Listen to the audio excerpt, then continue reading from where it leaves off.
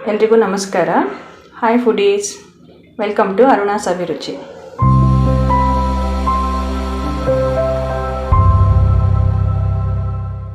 ಇವತ್ತು ನಾನು ಇನ್ಸ್ಟೆಂಟಾಗಿ ಕಮ್ಮಿ ಇಂಗ್ರೀಡಿಯೆಂಟ್ಸಲ್ಲಿ ಕೋಕಮ್ ರಸಮ್ ಮಾಡೋದನ್ನು ತೋರಿಸ್ಕೊಡ್ತಾ ಇದ್ದೀನಿ.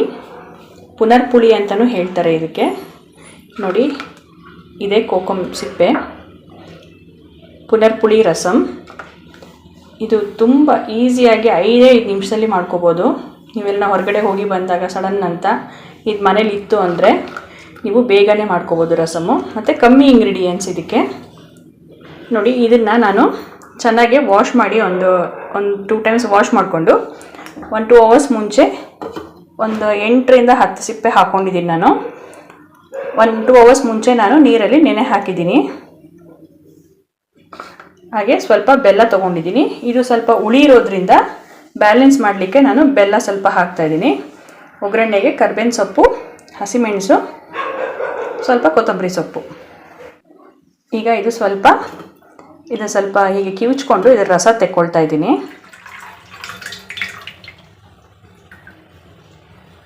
ನೋಡಿ, ಈ 3/4 ಬೌಲ್ ರಸ ತೊಗೊಂಡಿದ್ದೀನಿ. ಕಲರ್ ನೋಡಿ ಎಷ್ಟು ಚೆನ್ನಾಗಿದೆ. ಇದು ಕೋಕಮ್ ರಸಮ್ ಮತ್ತು ಇದ್ರ ಶರ್ಬತ್ ಕೂಡ ಮಾಡ್ತಾರೆ, ತುಂಬ ಚೆನ್ನಾಗಾಗುತ್ತೆ. ಪಿತ್ತಕ್ಕೆಲ್ಲ ತುಂಬ ಒಳ್ಳೆಯದು. ಈಗ ನಾನು 1 ಬೌಲ್ ರಸ ತೊಗೊಂಡಿರೋದ್ರಿಂದ ಇದ್ರ 2ರಷ್ಟು ನೀರು ಆ್ಯಡ್ ಮಾಡ್ಕೋಬೇಕು. ಈಗ ನಾನು ಮೊದಲಿಗೆ ಒಗ್ಗರಣೆಗೆ ಇಟ್ಕೊಳ್ತಾ ಇದ್ದೀನಿ. ನೋಡಿ, ಇದು ಬಿಸಿಯಾಗಿದೆ. ಈಗ ಇದಕ್ಕೆ ನಾನು 1-2 ಟೇಬಲ್ ಸ್ಪೂನಷ್ಟು ಕೊಬ್ಬರಿ ಎಣ್ಣೆ ಹಾಕ್ಕೊಳ್ತಾ ಇದ್ದೀನಿ.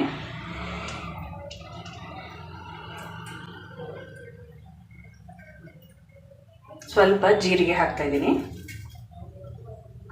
ಸ್ವಲ್ಪ ಸಾಸಿವೆ ಹಾಕ್ಕೊಳ್ತಾ ಇದ್ದೀನಿ.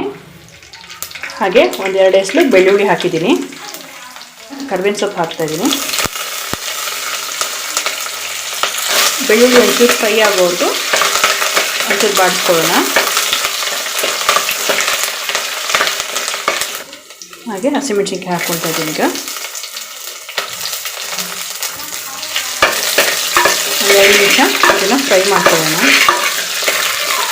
ಈಗ ಇದು ಫ್ರೈ ಆಗಿದೆ. ಪುನರ್ಪುಳಿ ರಸನ ಹಾಕ್ತಾ ಇದ್ದೀನಿ ಇದಕ್ಕೆ.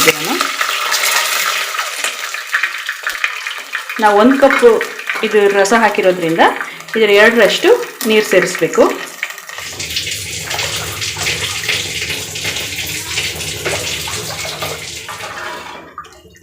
ನೋಡಿ, ಕಲರ್ ಎಲ್ಲ ಎಷ್ಟು ಚೆನ್ನಾಗಿದೆ. ಈಗ ಇದು ಹೈ ಫ್ಲೇಮಲ್ಲಿ ಒಂದು ಕುದಿ ಬರಲಿ. ಈಗ ಇದಕ್ಕೆ ನಾನು ಬೆಲ್ಲನೂ ಈಗಲೇ ಆ್ಯಡ್ ಮಾಡಿಬಿಡ್ತಾ ಇದ್ದೀನಿ. ಬೆಲ್ಲ ಹಾಕೋ ಕಾರಣ ಅದು ಹುಳಿ ಇರೋದ್ರಿಂದ ಬ್ಯಾಲೆನ್ಸ್ ಆಗಲಿ ಅಂತ ಬೆಲ್ಲ ಹಾಕ್ಕೋಬೇಕು. ಇಲ್ಲಿ ರುಚಿಗೆ ತಕ್ಕಷ್ಟು ಹರಳುಪ್ಪು ಹಾಕ್ಕೊಳ್ತಾ ಇದ್ದೀನಿ. ಹಾಗೆ ಸ್ವಲ್ಪ ಪೆಪ್ಪರ್ ಪುಡಿ ಹಾಕ್ತಾಯಿದ್ದೀನಿ. ಪೆಪ್ಪರ್ ಪುಡಿ ಇಲ್ಲಾಂದರೆ ಕಾಳು ಮೆಣಸು ಕುಟ್ಟಿ ಕೂಡ ಹಾಕ್ಬೋದು ನೀವು. ನಾನಿಲ್ಲಿ ಪೆಪ್ಪರ್ ಪುಡಿ ಹಾಕ್ಕೊಳ್ತಾ ಇದ್ದೀನಿ, ಒಂದು 1/4 ಟೀ ಸ್ಪೂನಷ್ಟು. ಹಾಗೆ ಒಂದು ಚಿಟಿಕೆ ಅರಿಶಿನ ಸೇರಿಸ್ತಾ ಇದ್ದೀನಿ. ನೋಡಿ, ಚೆನ್ನಾಗಿ ಕುದಿ ಬರ್ತಾ ಇದೆ. ಈಗ ಒಂದು 5 ನಿಮಿಷ ಇದನ್ನು ಕುದಿಸ್ಕೊಳ್ಳೋಣ. ಇದೇ ರೀತಿ ನೋಡಿ, ಇವಾಗ ಚೆನ್ನಾಗಿ ಕುದೀತಾ ಇದೆ. ಈಗ ಲಾಸ್ಟಿಗೆ ನಾನು ಕೊತ್ತಂಬರಿ ಸೊಪ್ಪು ಹಾಕ್ಕೊಳ್ತಾ ಇದ್ದೀನಿ. ನೋಡಿ, ಇಷ್ಟೇ ಇದು ರಸಮ್ ಮಾಡೋದು. ತುಂಬ ಅಂದರೆ ತುಂಬ ಸುಲಭ. ಈಗ ಇದು ರೆಡಿಯಾಗಿದೆ. ಡಿಶ್ ಔಟ್ ಮಾಡ್ಕೊಳ್ಳೋಣ. ಬಿಸಿಯಾದ ಕೋಕಮ್ ರಸಮ್ ರೆಡಿಯಾಗಿದೆ. ಪುನರ್ಪುಳಿ ರಸಮ್ ಎಷ್ಟು ಬೇಗ ಮಾಡ್ಕೊಂಡ್ವಿ ನೋಡಿದ್ರಲ್ಲ ಫ್ರೆಂಡ್ಸ್. ನೀವು ಒಂದ್ಸರಿ ಎಲ್ಲರೂ ಟ್ರೈ ಮಾಡಿ. ಇದು ಪುನರ್ಪುಳಿ, ಇದರದ್ದು ಜ್ಯೂಸ್ ಕೂಡ ಮಾಡ್ತಾರೆ. ನಾನು ರಸಮ್ ಮಾಡಿರೋದು ಇವತ್ತು. ಇದು ಪಿತ್ತ ಆಗಿದ್ದಾಗ ತುಂಬ ಒಳ್ಳೆಯದು. ಪಿತ್ತಕ್ಕೆ, ಅಜೀರ್ಣ ಆದಾಗ, ಗ್ಯಾಸ್ಟಿಕ್ಕು, ಮಲಬದ್ಧತೆಗೆ, ಇದಕ್ಕೆಲ್ಲ ಇದು ತುಂಬ ಒಳ್ಳೆಯದು.